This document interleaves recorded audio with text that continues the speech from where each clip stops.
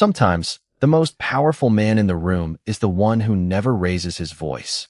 Marcus Reed sat alone beneath the cold fluorescent lights of a holding cell, his wrists resting calmly on the scratched steel table while the faint red marks left by the handcuffs slowly darkened against his skin.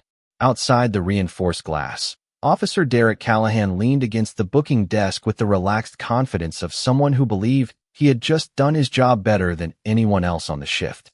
A few officers laughed as he replayed the arrest, describing how another so-called suspicious man had been taken off the streets before he could cause trouble. Marcus never looked toward them. His eyes remained fixed on the old wall clock above the hallway, silently counting each passing second as though time itself mattered more than the accusations surrounding him. A detention officer slid a phone across the counter and spoke without emotion. One phone call. Marcus nodded once, lifted the receiver, and waited through 2 quiet rings before a voice answered. He did not introduce himself. He did not explain what had happened. He simply said, "Protocol Gray. Norfolk." Silence filled the line for barely 2 seconds before the call disconnected without another word. Marcus gently returned the receiver to its cradle. Nothing else happened. At least, nothing anyone inside the station could see. Callahan smirked as he folded his arms across his chest. "Guess your important friend isn't coming after all," he said loudly enough for everyone nearby to hear. Marcus offered no response. He lowered his hands onto the table again and quietly watched the second hand continue its steady sweep around the clock. Then, somewhere beyond the booking area, a telephone rang. Another followed almost immediately. Then another. One desk answered. Another officer looked confused as a separate line began flashing. A dispatcher paused in the middle of typing and reached for yet another ringing phone. Within moments, nearly every office inside the station echoed with overlapping conversations, hurried footsteps, and puzzled expressions. No alarms sounded. No one shouted. Yet something invisible had entered the building, changing the atmosphere with nothing more than a handful of unanswered questions. Captain Robert Hayes stepped from his office, scanning the room as one call after another demanded his attention. Nobody seemed to understand why agencies from different departments suddenly needed immediate confirmation regarding a single detainee whose paperwork had not even been completed. Callahan's confident smile faded only slightly, replaced by mild irritation as he insisted there had to be some mistake. Marcus remained exactly where he had been from the beginning, composed, patient, and completely silent. He had not threatened anyone. He had not argued. He had not claimed to be important. He had simply made one phone call. 3 hours earlier, however, none of this had existed. There had been no ringing telephones, no confused supervisors, and no questions waiting to be answered. There had only been an ordinary evening, a quiet stop at a neighborhood convenience store, and a man who wanted nothing more complicated than buying medicine before going home. 3 hours earlier, the evening had settled over Norfolk with the quiet rhythm of a city that had long lived beside the sea. The last streaks of sunlight reflected across damp pavement, while a cool breeze carried the familiar scent of salt water through neighborhoods where military families, retirees, and young workers all crossed paths without giving much thought to the uniforms that quietly shaped the community around them. Marcus Reed drove through streets he had known since childhood, passing brick houses, corner diners, and churches that looked almost unchanged from the day he first left home to serve his country. 8 months away had taught him that familiar places could feel strangely distant, yet seeing them again reminded him why every sacrifice had mattered. His destination was nothing remarkable, only a neighborhood convenience store with bright windows and a faded sign that buzzed softly above the entrance. Before stepping inside, Marcus glanced at the folded note resting on the passenger seat beside a small paper bag. His mother had asked for medicine, tea, and a loaf of wheat bread. She always insisted she could pick them up herself, and he always ignored that suggestion whenever he was home. Inside the store, warm lights replaced the cool evening sky. Soft music drifted from overhead speakers while customers wandered quietly through narrow aisles. Marcus greeted the cashier with an easy smile before making his way toward the pharmacy section. He moved without hurry, comparing labels carefully before selecting the exact medicine his mother preferred. On his way to the register, he noticed a young boy struggling to gather several snack bags that had slipped from his arms onto the floor. Without saying much, Marcus knelt, picked them up one by one, and handed them back with a gentle nod. The boy smiled shyly before hurrying toward his waiting father. It was an ordinary moment, the kind that disappears almost as quickly as it happens. Emily Carter, the cashier finishing her evening shift, noticed the exchange and smiled to herself while scanning another customer's groceries. Nothing about Marcus stood out except his calm presence. He paid for the medicine, accepted his receipt, thanked Emily, and tucked the small paper bag beneath one arm before stepping back outside. The parking lot remained peaceful. A few cars pulled away while others arrived. Streetlights flickered on one by one as daylight slowly surrendered to evening. Marcus paused beside his pickup truck and checked his phone, reading a message from his mother asking him not to rush because dinner could wait another few minutes. He smiled and slipped the phone back into his pocket. Then, from somewhere down the block, the distant sound of a police siren briefly echoed through the neighborhood before fading away. Marcus barely looked up. After years of training, he had learned to notice everything without reacting to every distraction. He unlocked the truck with a quiet click and reached for the driver's door. Across the parking lot, another vehicle turned slowly into the entrance. Black and white paint reflected beneath the parking lot lights as the patrol car rolled to a deliberate stop. Marcus had no reason to think the next few minutes would become a memory that would follow far. More people than either of them could possibly imagine. Officer Derek Callahan stepped out of the patrol car with the steady confidence of someone who expected immediate obedience the moment his boots touched the pavement. The flashing lights had not been activated, yet his posture alone seemed designed to command attention. Marcus Reed slowly turned from his truck, the small paper bag still resting beneath one arm, his expression calm and unreadable. Callahan studied him for only a moment before speaking. "Sir, I need you to step away from the vehicle." Marcus did exactly that without hesitation. He closed the truck door gently, kept both hands visible, and faced the officer without taking another step. Around them, the parking lot continued its ordinary routine. A couple loaded groceries into their car. Someone pushed a shopping cart toward the return area. Emily Carter glanced through the front window after noticing the patrol car arrive, although nothing appeared unusual at first. Callahan walked closer while resting one hand near his duty belt. "We are investigating a report nearby," he said. "I need to see some identification." Marcus reached slowly into his jacket pocket exactly as instructed and handed over his driver's license. Callahan studied it only briefly before looking back at Marcus instead of the card. His eyes lingered longer than necessary, measuring the man standing in front of him rather than the information in his hand. At nearly the same moment, another patrol vehicle rolled quietly into the lot. A younger officer stepped out and approached with a small notepad already open. Officer Noah Bennett looked from the dispatch information on his screen to Marcus, then back again. His forehead tightened almost immediately. The description they had received mentioned a younger suspect wearing a bright red hooded sweatshirt and leaving the area on a bicycle. Marcus wore a gray jacket, stood several inches taller than the reported height, and was beside a pickup truck with shopping bags in plain sight. Noah spoke carefully, keeping his voice low enough that only Callahan could hear. "Sir, he does not really match the description." Callahan barely glanced in his direction. "Close enough," he answered without lowering his voice. Those two words settled over the conversation like a door quietly closing. Marcus heard them. Emily heard them through the partially opened entrance. Noah heard them and looked down at his notepad without replying. Marcus remained composed. Years of disciplined training had taught him that emotion often clouded judgment at exactly the wrong moment. Instead of arguing, he simply asked, "Officer, may I know why I am being stopped?" Callahan ignored the question and handed the driver's license back without explanation. "Turn around for me." Marcus did not move immediately, not because he intended to resist, but because he wanted to understand what was happening. "Am I being detained?" he asked respectfully. The evening breeze carried the question across the nearly silent parking lot. Callahan's expression hardened. What Marcus considered a reasonable request for clarification sounded, in the officer's mind, like someone challenging his authority. Noah shifted uneasily, sensing the conversation drifting away from routine procedure.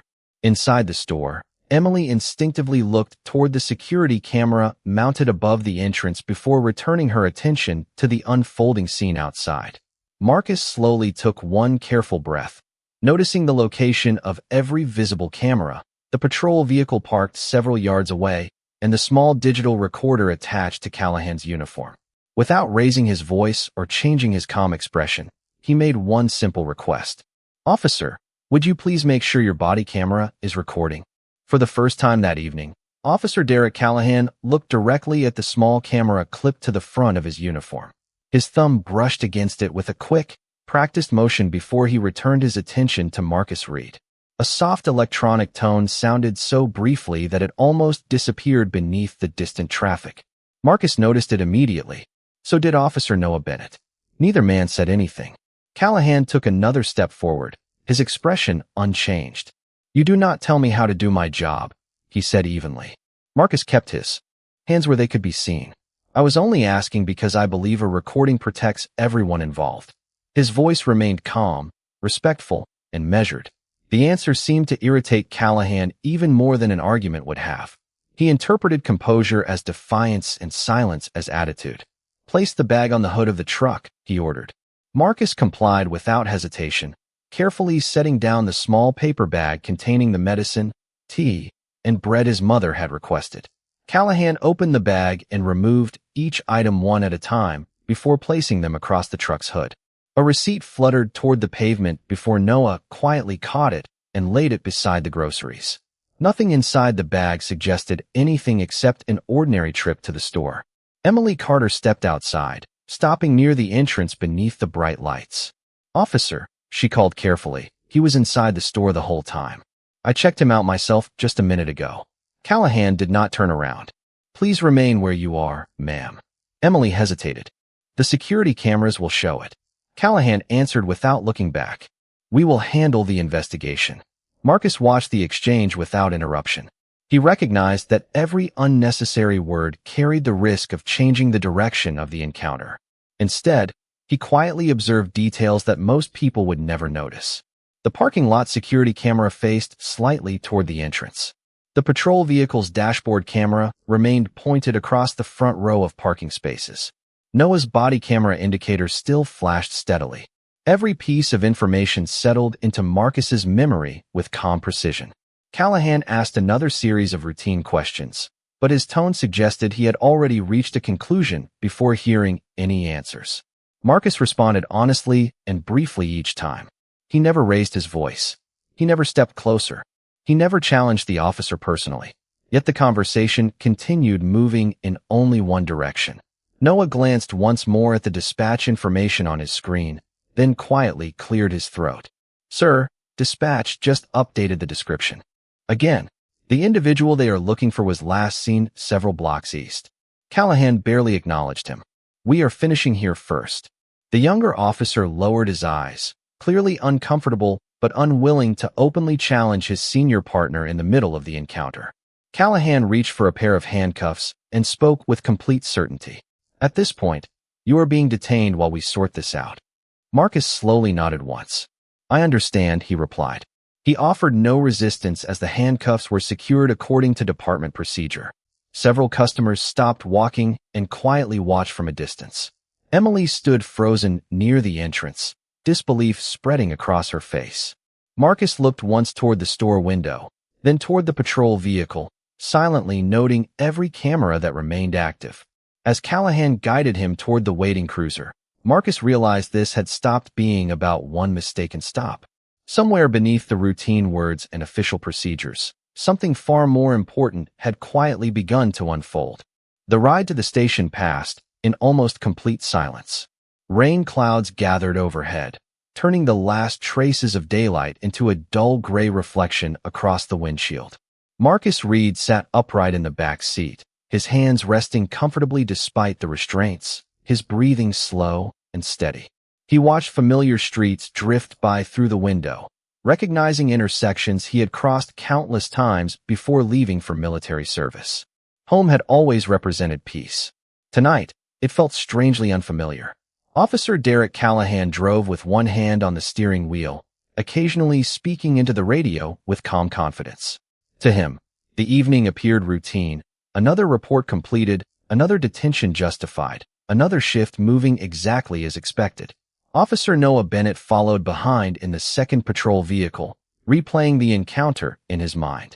The dispatch description still echoed inside his thoughts. Younger male, red hooded sweatshirt, bicycle.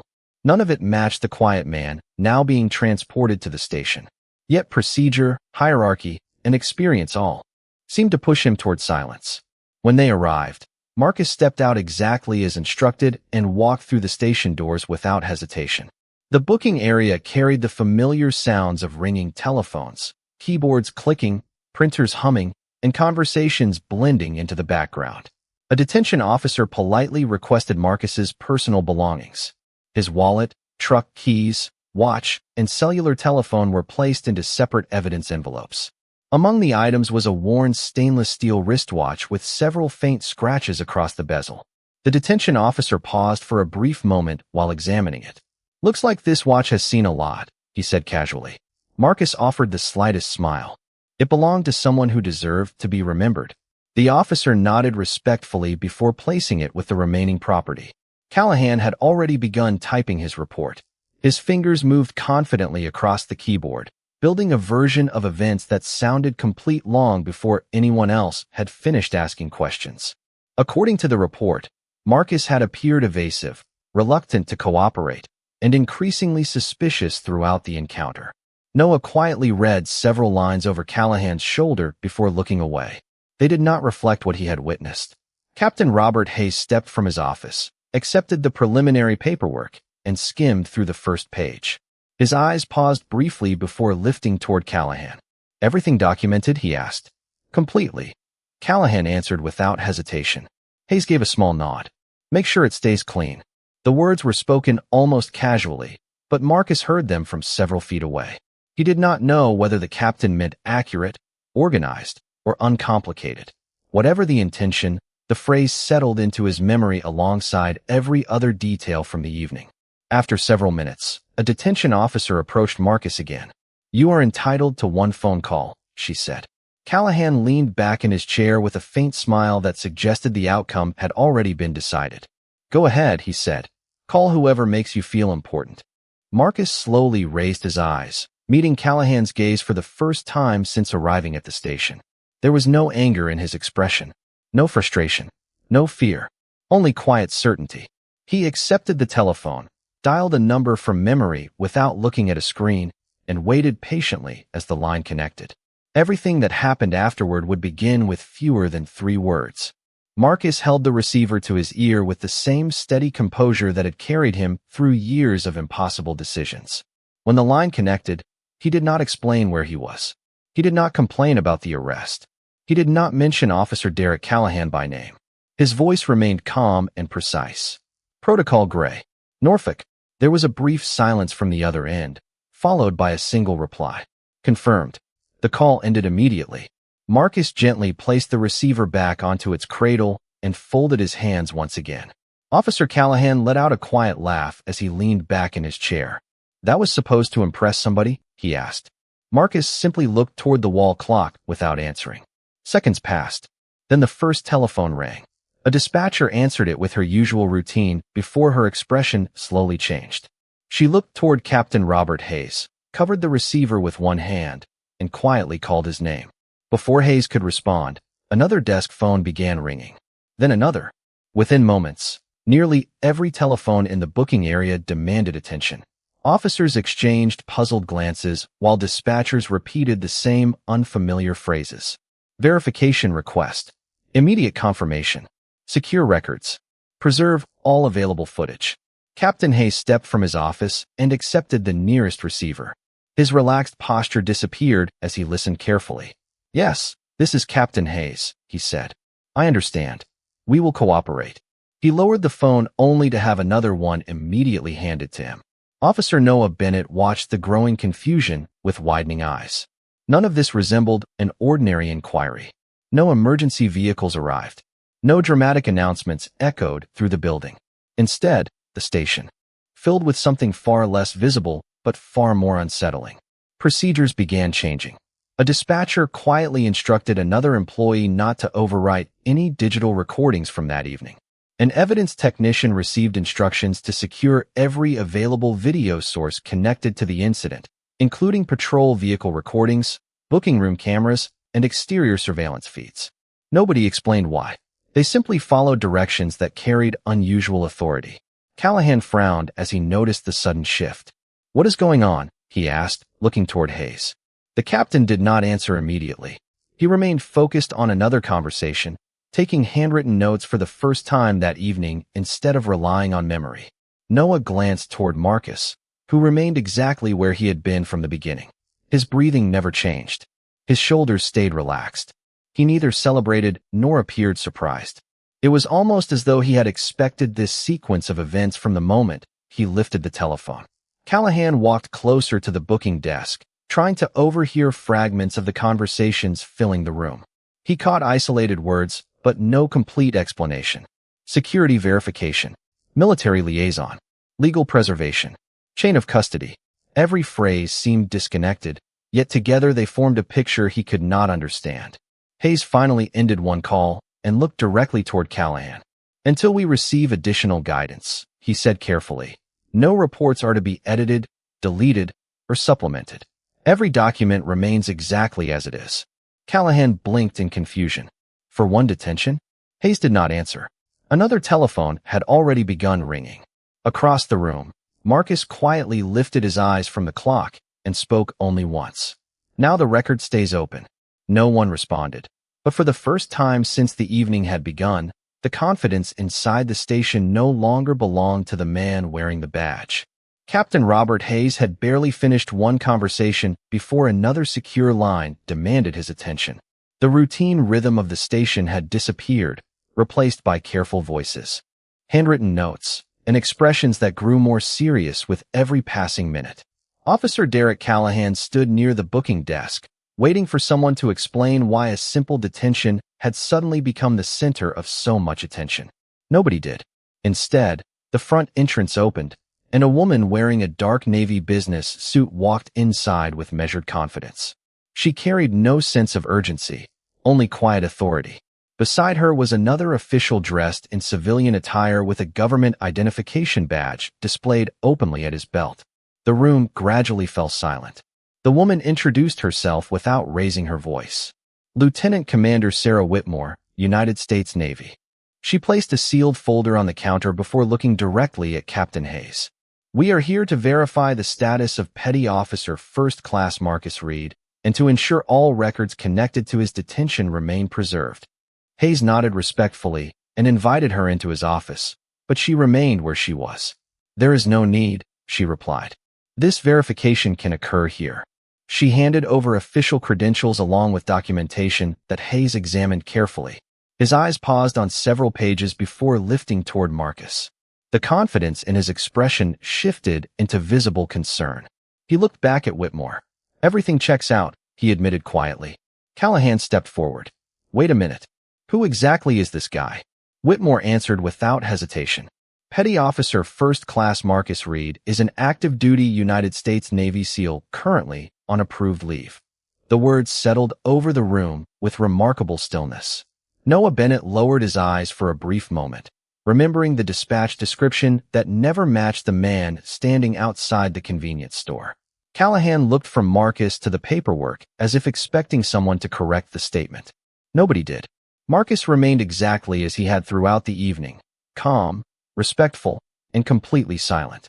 Hayes immediately instructed a detention officer to begin processing Marcus's release. "We can resolve this misunderstanding right now," he said. Whitmore gently raised one hand. "Respectfully, Captain, releasing him is only one part of the process." She turned toward the evidence technician.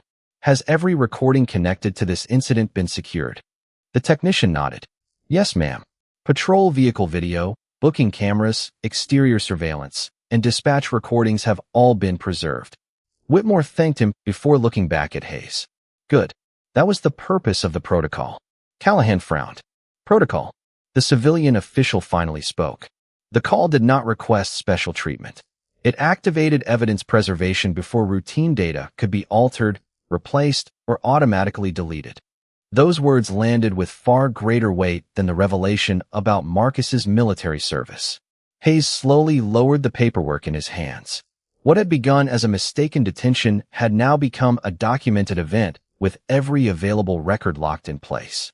He looked toward Marcus with genuine regret. "Mr. Reed, I apologize for what happened this evening." Marcus met his eyes for the first time since entering the station.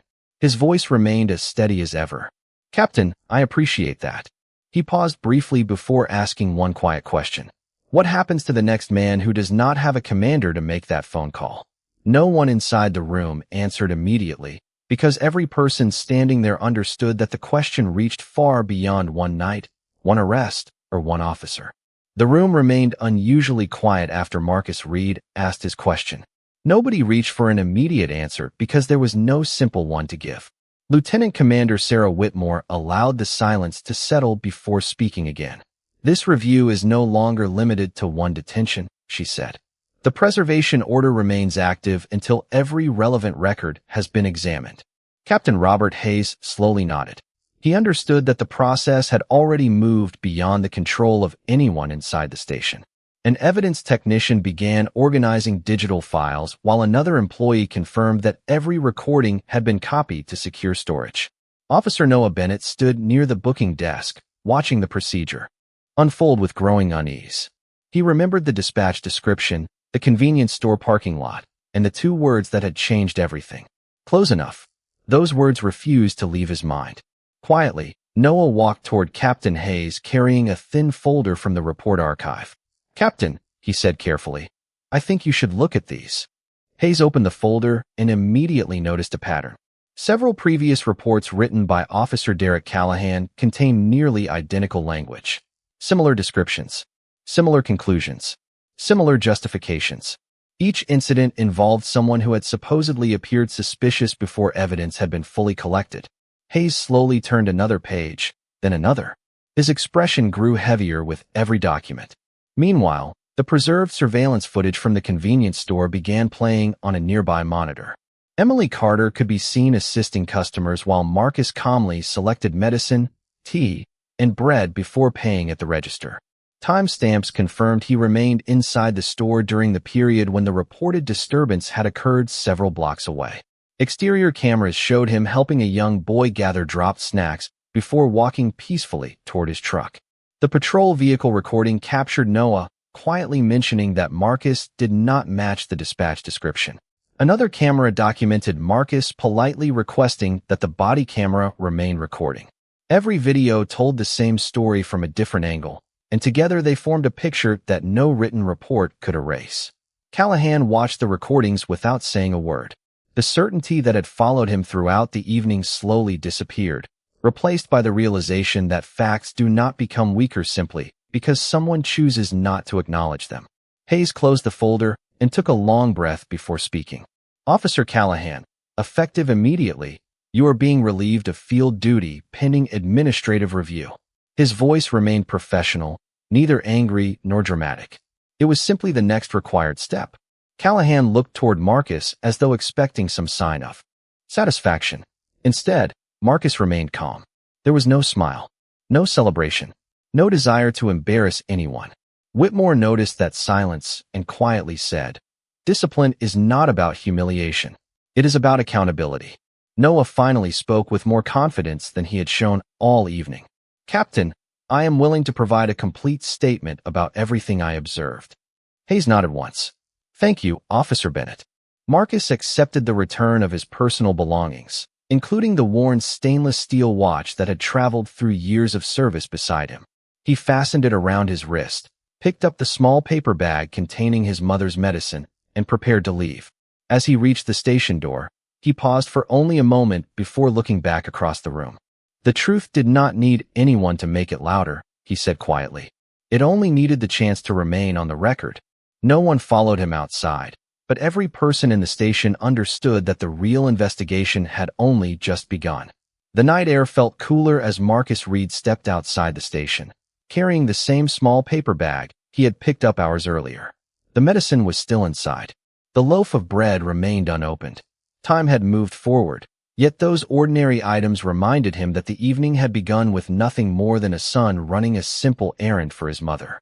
He climbed into his pickup truck and drove through the quiet streets of Norfolk as the city slowly settled into another peaceful night. The radio stayed off. He welcomed the silence. It gave him room to think about everything that had happened and, more importantly, everything that still needed to happen. Accountability did not end when one person walked free. It began when the truth remained visible long enough for everyone to see it. Across town, the administrative review continued. Every preserved recording, every dispatch log, every written report, and every timestamp became part of a careful examination. Investigators compared the convenience store footage with the original dispatch information and confirmed what Officer Noah Bennett had recognized from the very beginning. Marcus had never matched the description. The evidence also revealed other reports that deserved a second look. Captain Robert Hayes ordered a complete review of previous cases connected to similar circumstances, determined that confidence alone could never replace facts again. Noah submitted a detailed statement describing everything he had witnessed, including the moment he quietly pointed out that the suspect description did not fit. Emily Carter also provided her account, explaining that Marcus had remained inside the store purchasing medicine while the reported incident had taken place elsewhere. Piece by piece, independent voices supported the same truth. None of them needed to exaggerate. Facts were enough. When Marcus finally arrived at his mother's house, the porch light was still glowing. Helen Reed opened the front door before he reached it, relieved to see him safely home. She noticed the faint marks around his wrists, but chose not to ask the question many people would have asked. Instead, she smiled warmly and accepted the paper bag from his hands. "You still remembered the tea," she said softly. Marcus smiled back. "I told you I would." She looked at him for a long moment before speaking again. "Did you remain the man you chose to become?" Marcus answered without hesitation. "Yes, ma'am." Helen nodded with quiet pride because she understood exactly what those words meant. Character is tested most when nobody would blame you for losing it. The following weeks brought official findings, policy discussions, and renewed training focused on documentation, evidence preservation, and objective decision-making. Those changes mattered, but they were never the true heart of the story. The most important lesson had appeared long before the reports were finalized. It appeared the moment one man chose patience over anger, discipline over impulse, and truth over pride. Marcus never asked anyone to treat him differently because of his service. He only expected the same fairness every person deserves. His uniform had not created his dignity. His character had. Long after the paperwork was complete and the headlines faded, one simple truth continued to echo far. Beyond a single station, a single officer, or a single evening, a badge can represent authority, but only integrity earns trust. Real strength is not measured by the power to control another person. It is measured by the discipline to protect the truth even when nobody else realizes how much depends on it. And sometimes, the call that changes everything is not the one that brings powerful people into the room. It is the one that makes sure the truth never has a chance to disappear.